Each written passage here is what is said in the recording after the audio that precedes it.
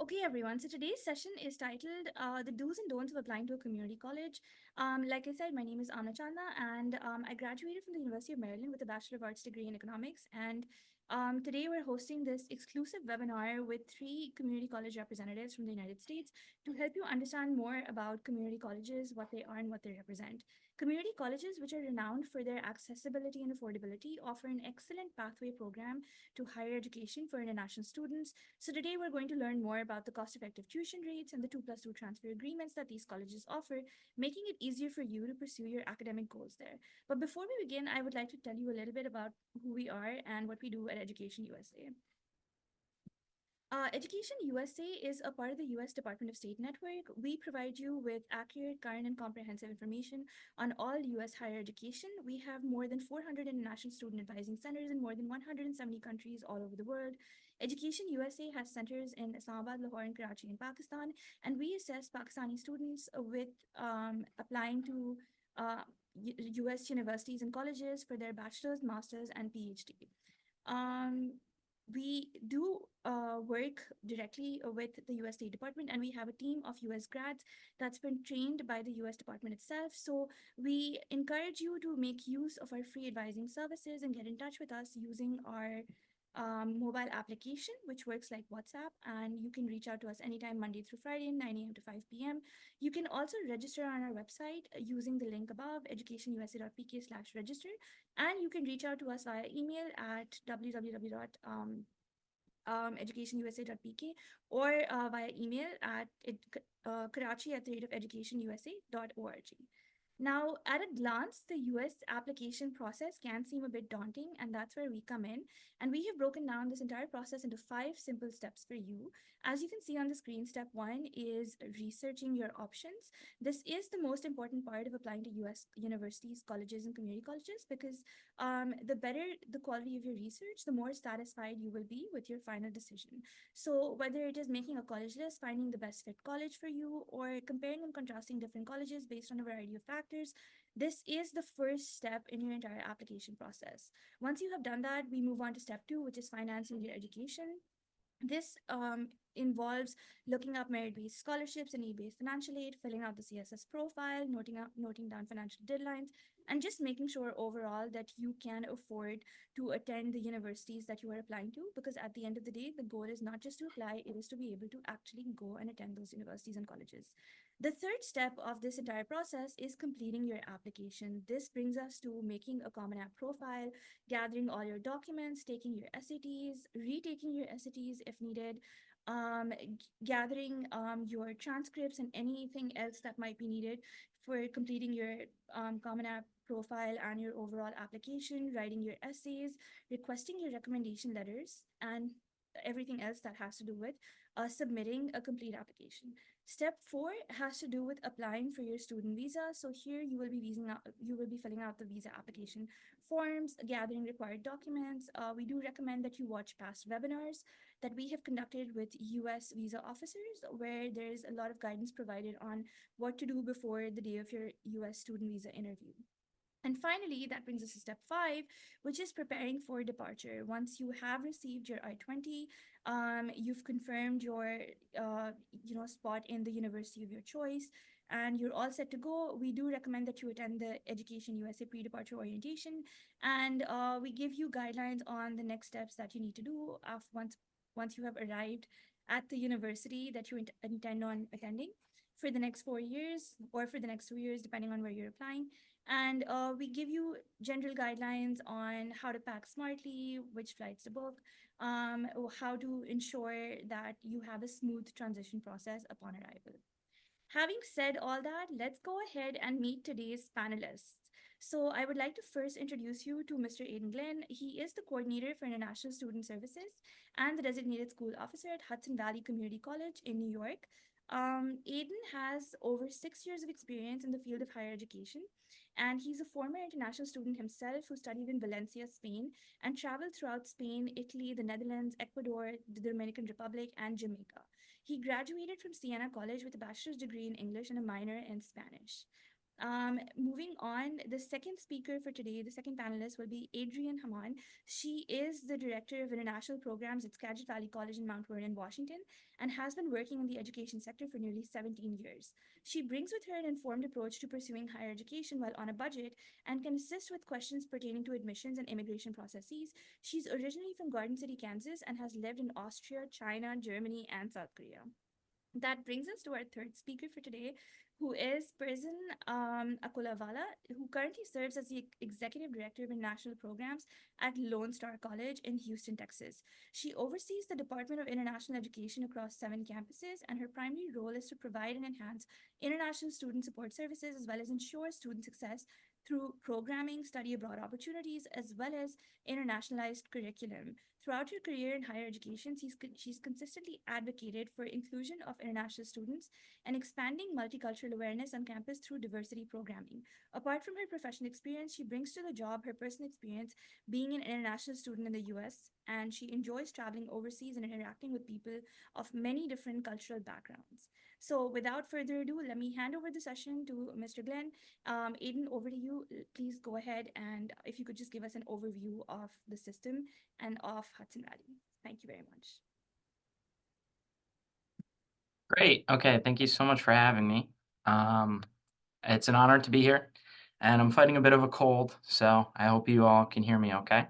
But I'm just going to give you a little bit of background on community colleges as a whole.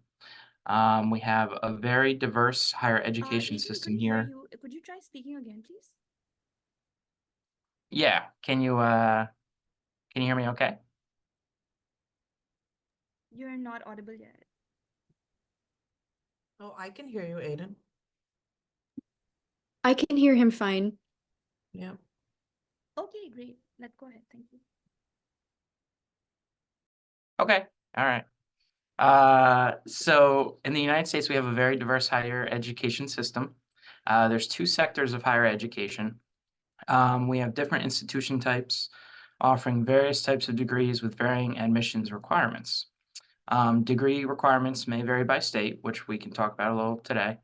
And there's a very large selection of academic programs across the different colleges in the United States. There are more than 4,000 higher education institutions in the U.S. These include public institutions as well as private, nonprofit schools, and for-profit schools. The difference is with funding, but not in quality. So we have community colleges, 2-year technical school and colleges of technology, colleges of arts and sciences, different universities, and specialized institutions. As far as community colleges, we have public institutions that offer a variety of academic and vocational programs. Our credentials offered are certificates, associate degrees, and sometimes bachelor's degrees. 2-year technical schools and colleges of technology. These can be private or public institutions, and they offer a variety of technical and non-technical programs. Their credentials offered are similarly certificates, associate's degrees, and sometimes bachelor's degrees. We have colleges of arts and sciences, which can also be public or private, and they offer a variety of liberal arts and technical programs. Credentials offered are bachelor's degrees, master's, and advanced certificates. At universities, these can be public or private institutions as well, and they offer a variety of liberal arts and technical programs. Their credentials offered are bachelor's, master's degrees, advanced certificates, and doctoral degrees. Some specialized institutions, which can also be public or private, that offer a variety of specialized programs. These also offer bachelor's, master's, advanced certificates, and doctoral degrees. Now, a closer look at community colleges. They're the most unique feature of the U.S. higher education system, as they provide access to higher education for all.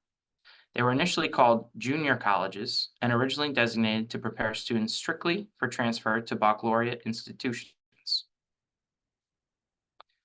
The community college has changed significantly over the years.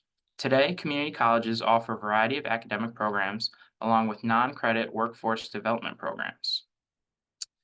Community colleges offer academic programs that allow students to enter the workforce after graduation. For example, in advanced manufacturing automotive technical services, construction, crop application specialists, electrical construction and maintenance, hospitality, and even nursing. Community colleges offer academic programs that allow students to continue to pursue a bachelor's degree after graduation. We have some examples listed below. And just some of the benefits of attending a community college. We have diverse quality academic programs, often small class sizes, where the focus is on teaching. We have great support services on most campuses. They're an affordable option. And for most, they're a pathway to a 4-year degree. So as far as the pathway to a 4-year degree, step 1 would be to complete your 2-year associate degree at a community college. And then step 2 would be to transfer to a 4-year institution for an additional 2 years of study in order to earn your 4-year degree. So a question, is transferring from a community college to a 4-year institution easy? And the answer unequivocally is yes. We often have articulation agreements, and credits are very easily transferable from community colleges to many 4-year institutions. You can often find support from the transfer office, at least here on campus. And community colleges are part of or connected to larger public college and university systems. Another question, is the 4-year degree that you earn after transferring from a community college the same as the degree earned by students who attend the 4-year institution from the start? And the answer is absolutely yes. The degree is the same. There is no special notation on the diploma for if someone starts at a 4-year college versus if they start at a community college and then transfer after 2 years. So just a little bit about Hudson Valley Community College, where I work. We are located in Troy, New York. We were founded in 1953, and we are part of the State University of New York system. We have approximately 14,000 students in credit-bearing and non-credit courses yearly. We have a 120 main acre campus and a 19-to-1 student-to-faculty ratio. We have over 80 degree and certificate programs, and our academic programs are divided into 3 schools: the School of Science, Technology, Engineering, and Math, School of Business and Liberal Arts, and the School of Health Services. Hudson Valley, we have a pathway to a 4-year degree. We have over 250 articulation agreements with 4-year colleges and universities across the United States. For example, the University at Albany, Boston University, Cornell, Massachusetts Institute of Technology, Rensselaer Polytech Institute, and the Rochester Institute of Technology. Estimated financial requirements for international students at Hudson Valley Community College. Tuition and college fees per academic year at Hudson Valley is $14,190.24. Our estimated living costs per academic year are $22,470. This accrues your total cost per academic year to around $36,660. So just a little bit about me. I am the coordinator for international student services here at Hudson Valley, and you can find my email and my office phone there. If you have any questions after this that are left unanswered, you can feel free to reach out anytime with any questions you may have. But all in all, I think that should be just about it for me. I hope that will suffice.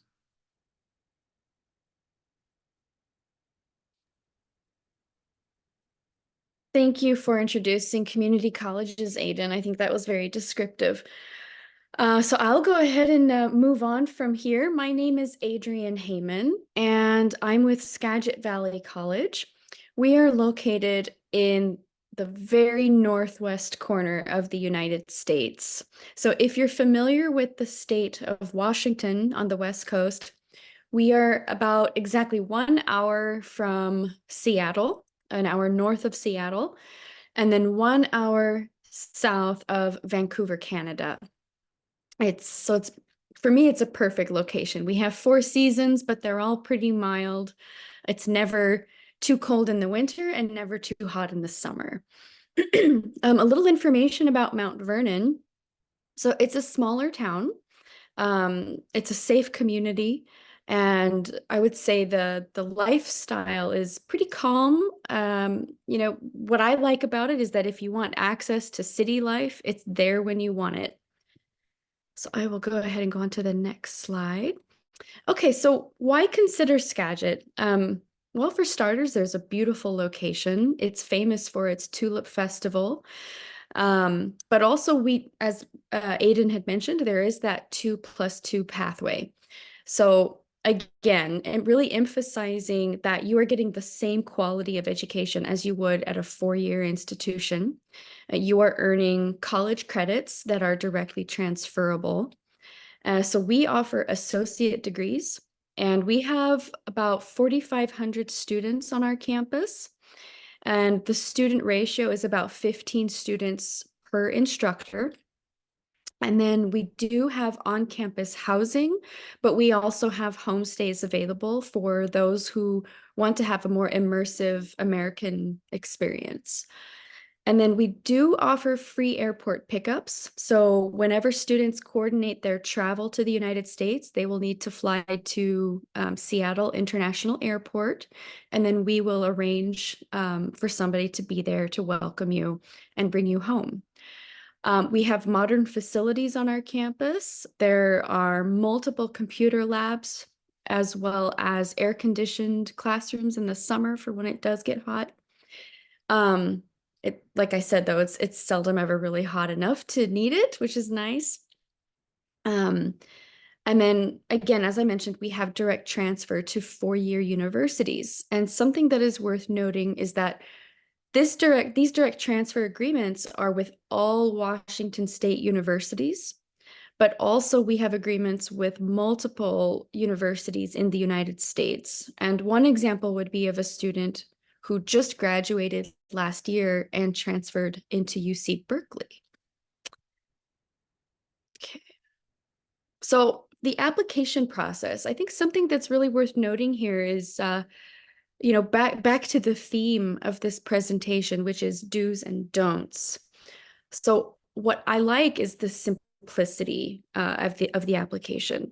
All you would need to do is fill out our application online and then send copies of your passport, your high school transcripts or diploma, and then your bank statement. And there is no application fee, okay?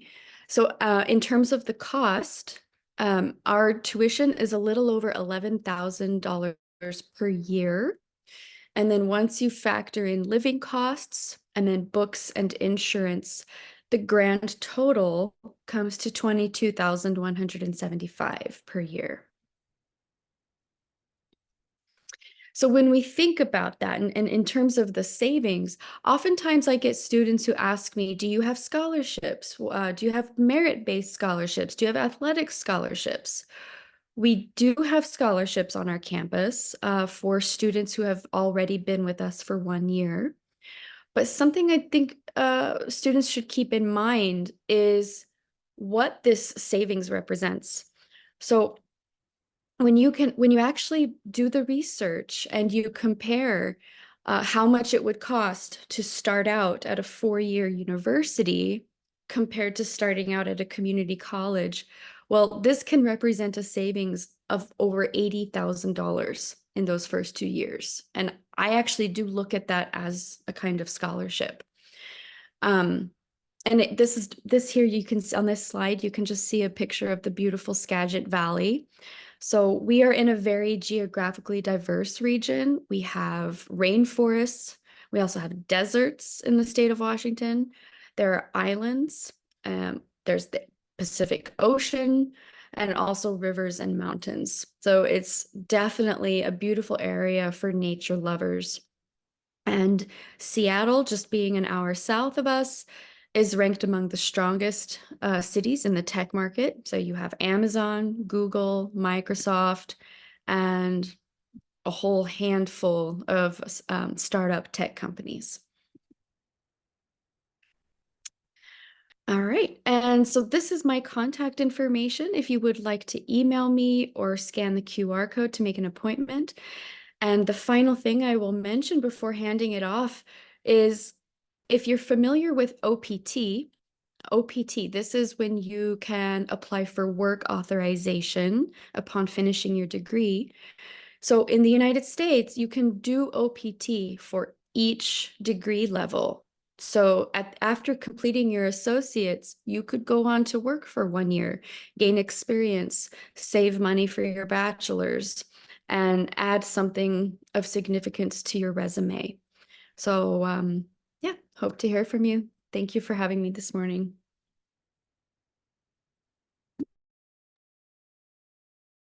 Okay.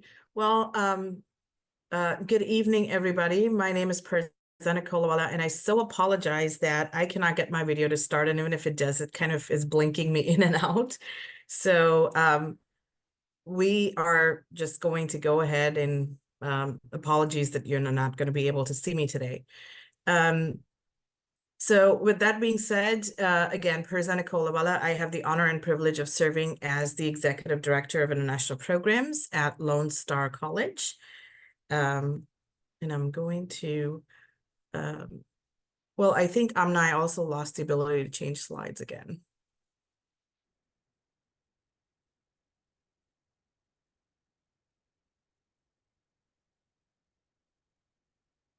Thank you.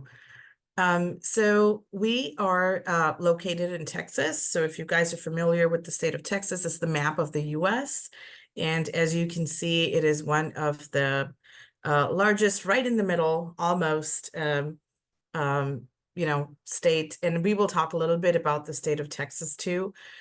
Most importantly, I think, like my fine colleagues said, I think they gave you a great overview about community colleges. And just so I'm not sure where exactly from Pakistan the students are or have logged in today, but Lone Star College, we just finished a recruiting trip in Pakistan. I think we went to Karachi, Islamabad, and we visited a few schools. So I'm not sure if we visited yours, but I hope this information today is helpful. And we did receive a lot of feedback in the sense, you know, some questions that we received from students, which are very typical, you know, for students from Pakistan. And I think in some of my other slides, hopefully we address those. Okay, so like I said, we are located in the state of Texas. This is one of the slides that I do show to a lot of students, and I get a lot of varied answers when I'm like, oh, what do you think? What's the first thing that comes to your mind when you think about Texas? And a lot of them talk about, you know, cowboys and whatnot. So I think, are these slides changing on their own? Because I'm not changing them. I've given you slide control, Present. Can you try again? Or maybe there is a lag. Okay, well, we'll move on. Sorry, I think the technical issues are crazy this morning. But anyways, a lot of students talk about, you know, cowboys and ranches and things like that when they first hear about Texas. Of course, we have those. But then, as you can see in some of the pictures that I've put in here, that we also have a very varied landscape. So this is a little overview about the state of Texas. It is the largest state in size. And if it was technically its own country, it would also have one of the largest economies, you know, in the world. It is in size, it is larger than any European country. So as you can tell, you know, and if you saw on the US map too, it is a very big state.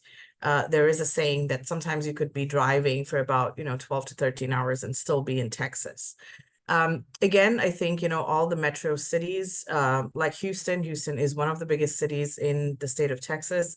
It is very diverse.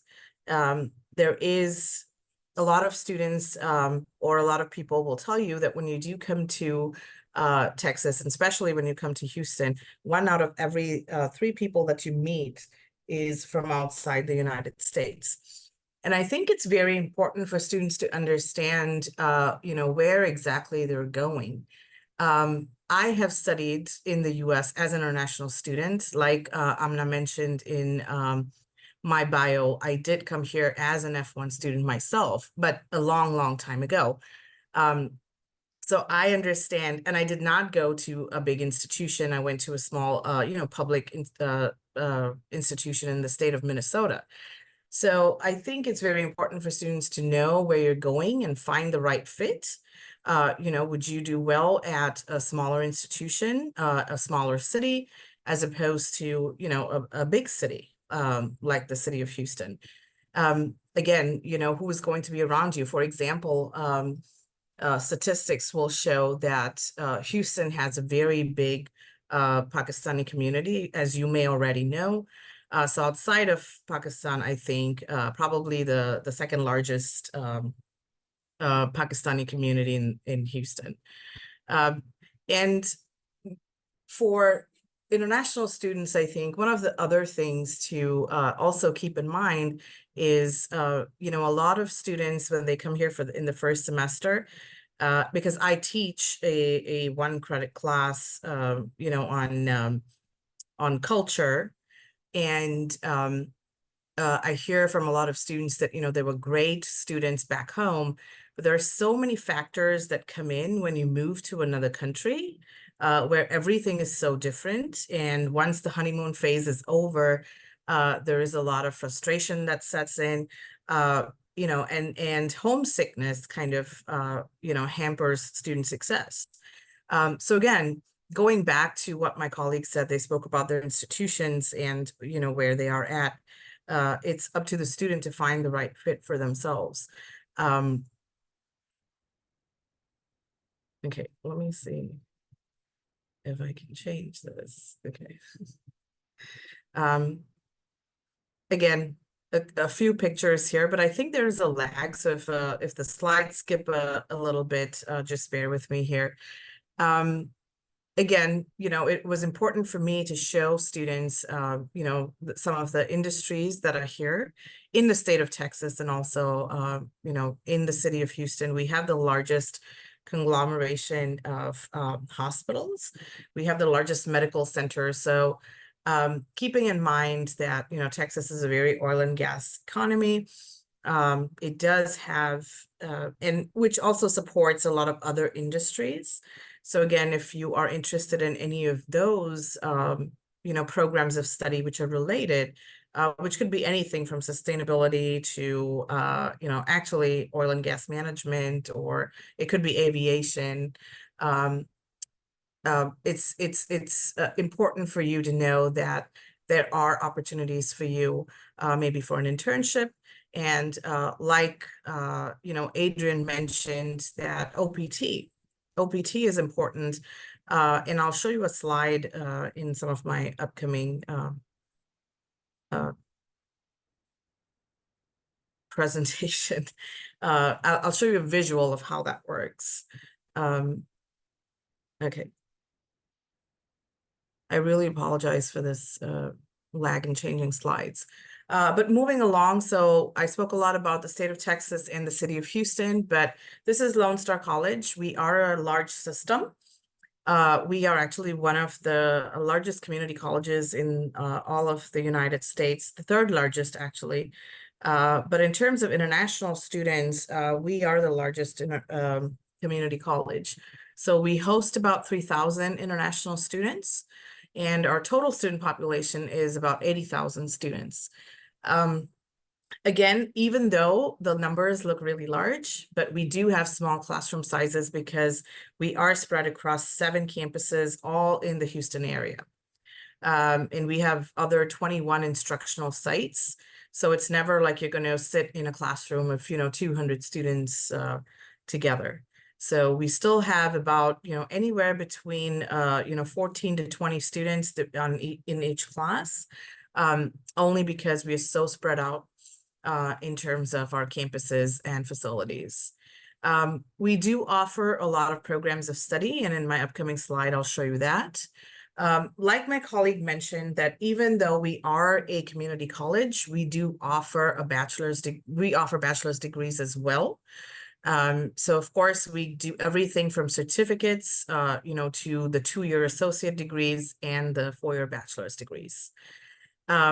We do have scholarship opportunities. And again, going back to something that my colleagues have said, when you are applying to a community college, you already have such a lot of savings when it comes to tuition, as opposed to a 4-year institution, that a lot of students, when they ask us, oh, do you have a full scholarship? Honestly, no, Lone Star College does not have a full scholarship. Our tuition anyways, with all of these things that we do offer, is about $6,000 a semester, which is about $12,000 a year. And that's all that Lone Star is going to collect from you. The cost of living in Houston, of course, and being a big city, is a little higher. So you're looking at anywhere between, 18 to 20,000 in living expenses. We do not have any on-campus housing, but we do have, a homestay program, and we do have apartments across all of our campuses, which are walking distance for our students.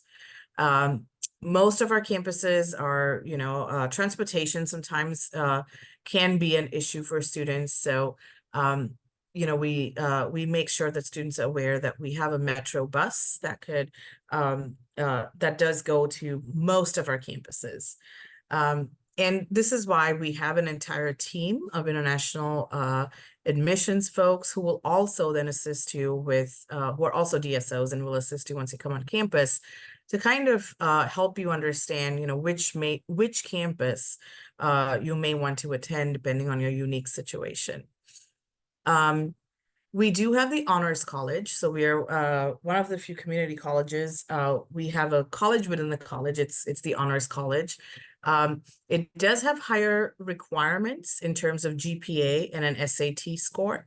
But that's only if you're interested in the Honors College. It's a prestigious college. It does have some undergraduate research work.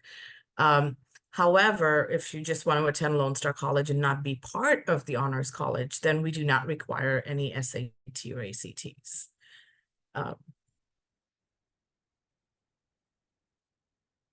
Okay, so we did speak about the city of Houston, so I'm going to move forward. So areas of study at community colleges, usually we do offer really a multitude of, programs of study. For us, they're really grouped into these, and within each of these groups, of course, we have, different programs of study. So everything from engineering to, just business classes, computer technology, and also a lot of, behavioral sciences, health sciences, like I mentioned, because we have the largest medical center of 21 hospitals, including MD Anderson Cancer Research Center. Our health sciences programs are very popular with international students. You can scan that QR code that will actually take you to our programs of study page. Please note that because we are such a large institution, Lone Star College offers more than what you see on the screen, but it's important to know that not all programs are offered to F1 students. We want to make sure you're in compliance.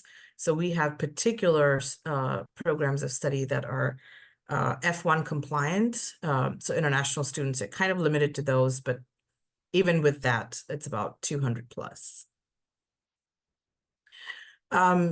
So I think my colleagues talked a lot about, the education model in the United States, and I'll quickly touch on this because, this just gives you a visual of what we were talking about. So straight out of high school, you do have two options, right? You could go straight into a 4-year institution. So I'm just going to give you an example. Say, for example, University of Houston. You could, of course. And then the community college is a path to other, 4-year institutions. And a lot of students have in the past asked, so why should we start at a community college? I think there are a multitude, of reasons. One, we spoke about the cost. So even if you start at a community college, you're still graduating in 4 years with a bachelor's degree, because you're completing the first 2 years at a community college where you're saving a lot of money.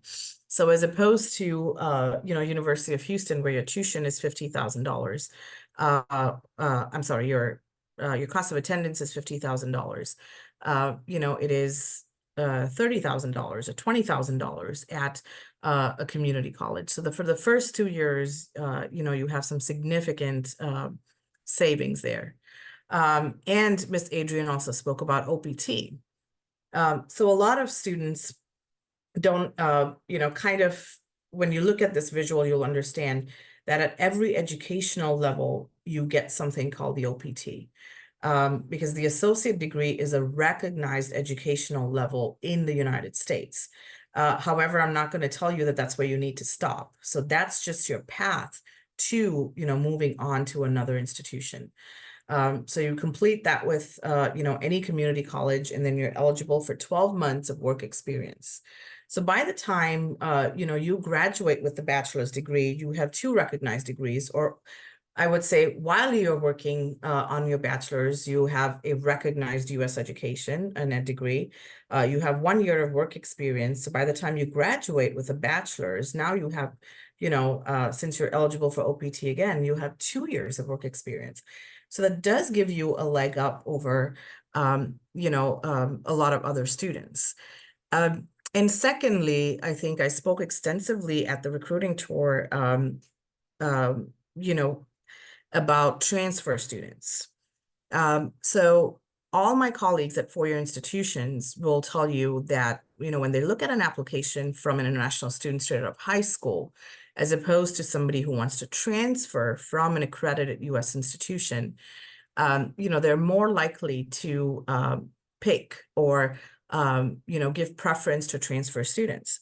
One of the reasons being that you have already proved yourself in the American classroom. So I know my colleagues have mentioned about, funding models, for example. So really,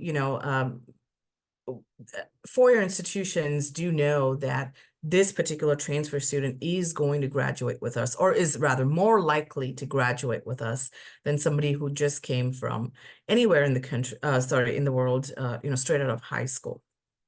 So transfer applications are looked at more favorably. And most importantly is that the competition is really, really high. So you're not only competing with everybody from your country that wants to come and study in the United States, but you're competing from international students around the world. So the acceptance rates at four-year institutions are usually, smaller than the ones at community colleges. So I'll quickly move on. So these are some of our students, and, like our colleagues mentioned already, all community colleges, most community colleges, we have transfer agreements. That's how we basically, make sure that our students are successful at four-year institutions as well. So Lone Star College, these are our top transfer universities. They are right now, if you look at it, they're all in the state of Texas.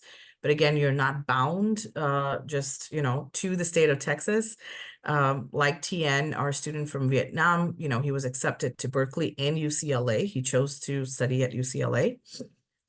We have some students who completed or graduated from the Honors College who have successfully transferred to, Ivy League schools like Cornell and Duke. Now, is this going to be something that everybody can do? Probably not, right? It is a prestigious program. There is a little bit of rigor. But yes, if you are a student that could go through a rigorous, curriculum, this would be an option for you, is to start at Lone Star at the Honors College. And clearly, I guess, when you speak to our students, they will tell you that the likelihood of them getting into Cornell or Duke straight out of high school was probably zero, right? So the Honors College kind of gave them that edge. Okay, this is my student from Pakistan. Well, one of my students from Pakistan. We do have a large Pakistani student community here on our campus. He's Hassan. He actually just graduated with a Networking Systems Associate of Applied Science program, and he's currently on his OPT.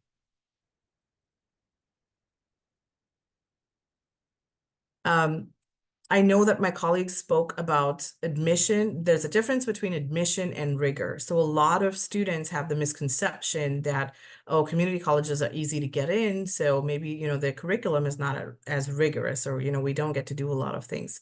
So this is one of the examples that I share with students.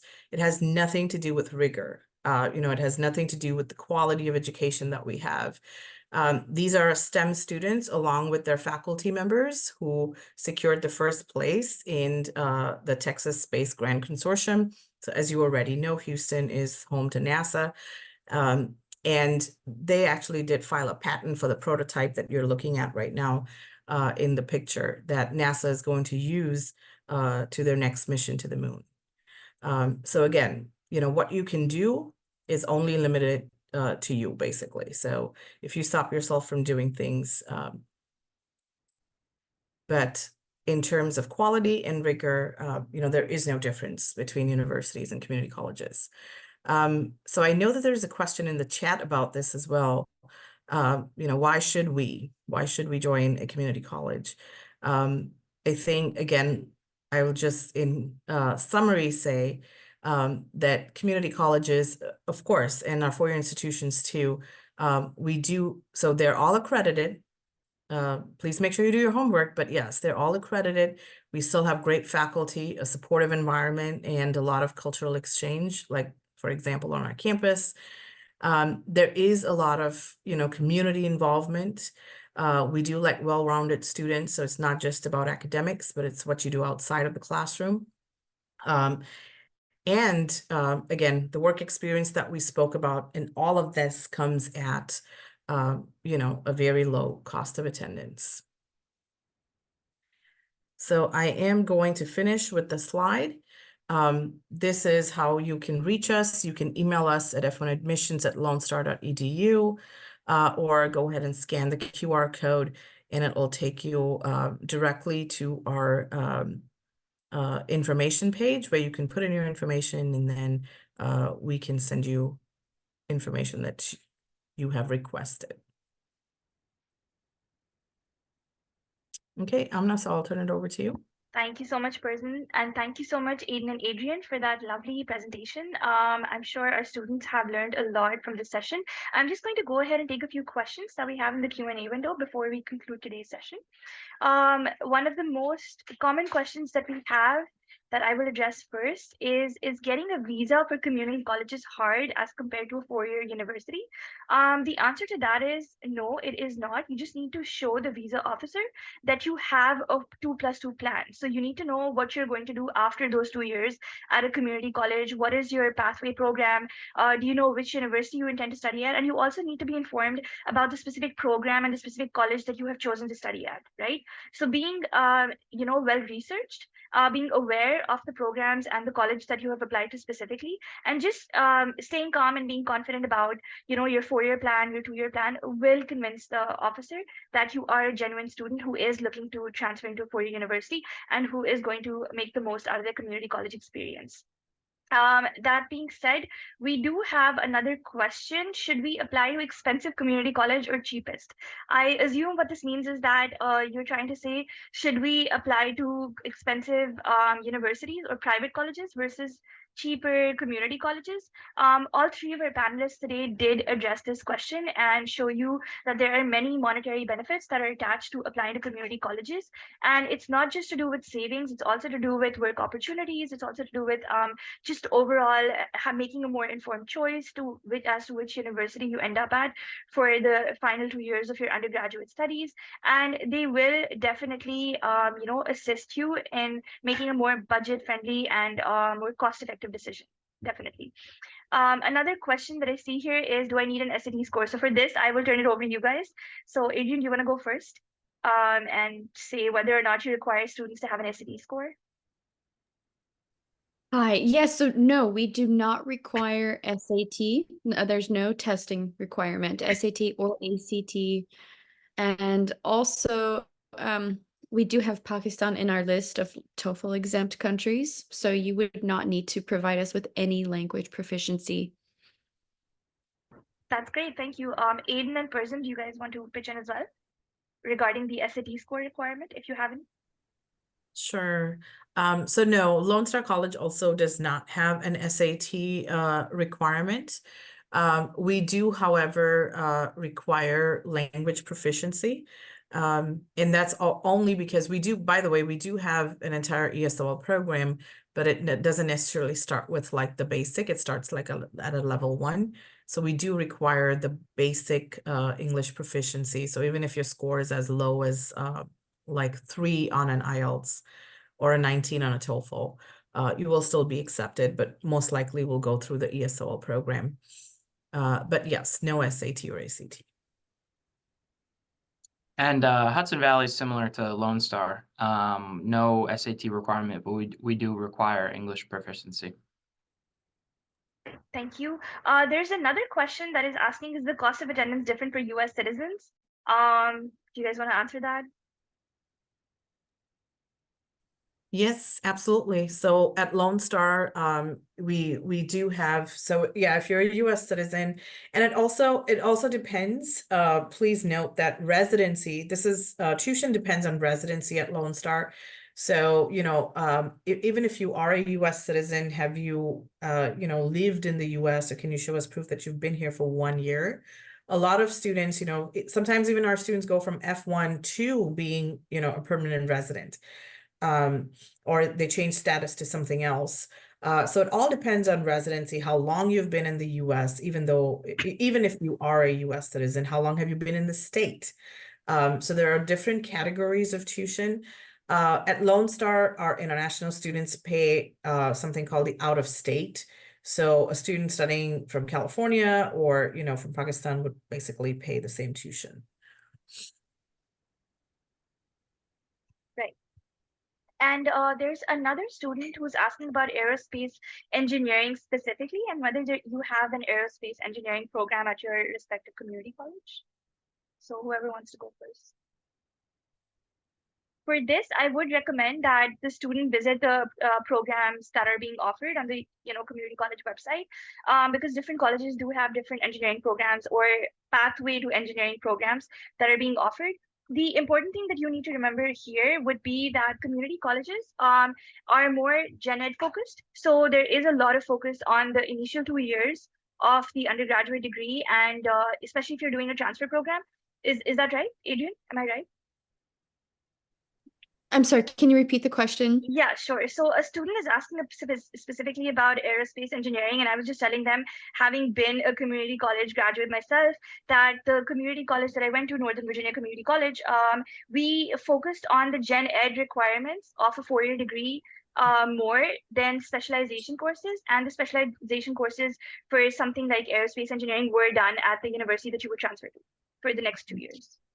Yeah, that's a good point. So, in some cases, I have students now who they were actually undecided in what they wanted to study. They thought they had an idea, and then they changed their mind after like the first quarter.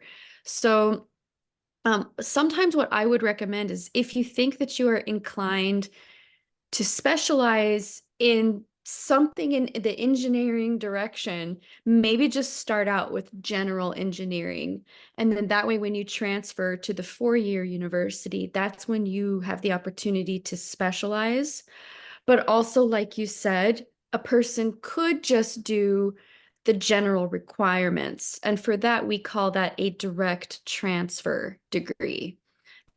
So with all institutions in the United States, there is a prerequisite component. So there's going to be a requirement for English composition. There's going to be, some natural sciences. There's going to be math, as well as humanities. So, yeah.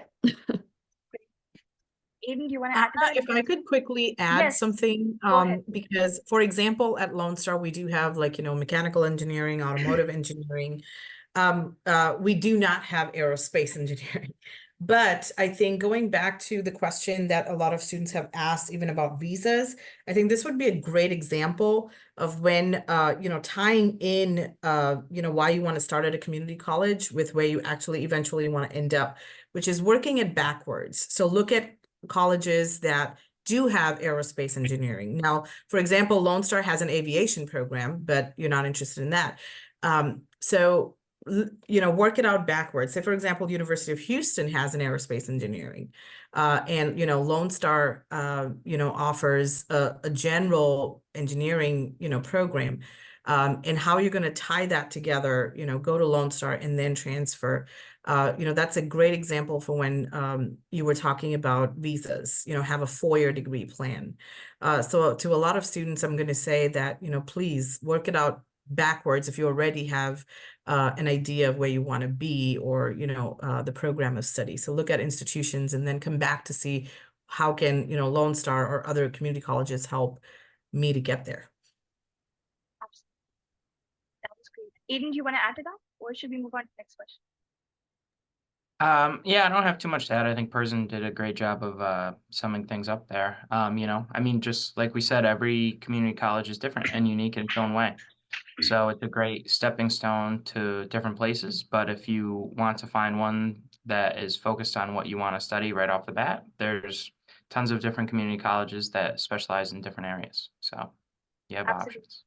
That's great. Thank you. There is a student who's asked twice whether they can attend community colleges in Houston that cost less than $10,000 a year. One of the things that I would want that student to consider, and other students to consider, that would be a huge cost saving factor, would be if you have family members who are living in Houston who you intend to stay with. That cuts down your cost of living right there, you know, to negligible. So that would straight up slash the cost of attending community college for you by up to 50%. So that is an important thing to remember. And like Person pointed out, big cities like Houston, Chicago, Virginia, they have a large Pakistani diaspora community. So if you are headed for these kinds of locations, even Washington State. So if you're headed for these locations, you should definitely do your research, find out if there's any family members that you intend to, you know, house with for that 1 to 2 years that you're at a community college, and that will definitely significantly reduce your costs, right? And finally, we have a student over here asking about medical programs like MBBS. So this is something that's relevant to Pakistani students. I'm quickly going to address. Pakistani students, the concept of MBBS that you understand, the US has it very differently. There is no MBBS in the United States. So you need to understand that for MBBS students or medical hopefuls who do wish to become a doctor, it makes sense for them to do their 4-year undergraduate medical studies here and then give the USMLE test and go to the United States for their residency and specializations, right? Otherwise, it will take double the amount of time for them to become a doctor in the US because there's no specific med school that they can go to for undergrad. They would have to go to med school separately after a regular undergraduate degree and then go for residency. So it is a longer process. It's a little complicated. For more details, you can reach out to us via email. We'd be more than happy to assist you. That does bring us to the end of the questions for today. And one last thing, there is somebody asking who's asking whether or not the costings are divided per semester or the whole year. So do you guys want to address that before we close it for today? Is it a semester-wise tuition breakdown, or is it a quarter-wise breakdown, or do you have a 3-semester system? Because each college has its own. So at Skagit Valley College, we are on the quarter system, and the total amount of tuition per year is about $11,500. And then it's broken down over 3 quarters. All right. Yes. Yeah, Lone Star follows the semester systems. Like I mentioned, it's about 6,000. So tuition and fee only is $6,000 a semester. So you're looking at about 12 for one academic year. Of course, plus you know, cost of living. And Hudson Valley? Hudson Valley is similar as well. We go off the semester system. So it's about 14,000 for the total academic year, but we break it down into 2 semesters for payment. Great. Thank you so much, everyone. That does bring us to the end of today's webinar. Once again, thank you so much for being here. It was an honor to have all 3 panelists be present, despite the difference in timings and the different time zones. We're so happy that you could be here and, you know, answer these questions live for the students. And we hope you have a wonderful day. And thank you so much, everyone. Take care of yourselves. Thank you. Thank you. Bye-bye.